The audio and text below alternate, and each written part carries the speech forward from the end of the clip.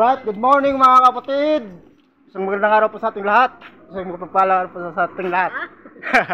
For today's video is gagawa po tayo ng video kasi meron pong tatanong sa atin kung paano daw gumawa ng hotcake na nasa kawali na pancake na hindi dumidikit sa yung kawali, hindi dumidikit sa hotcake.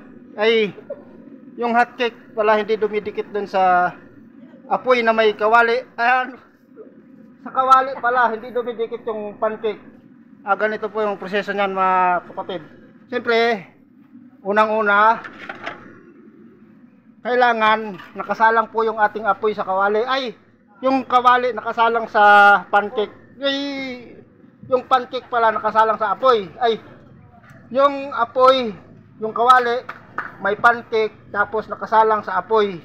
Yung kalan. Ano ba yan? Yung kalan pala mga kapatid, nakasalang yung nakasalang yung kawali natin na may apoy sa pancake.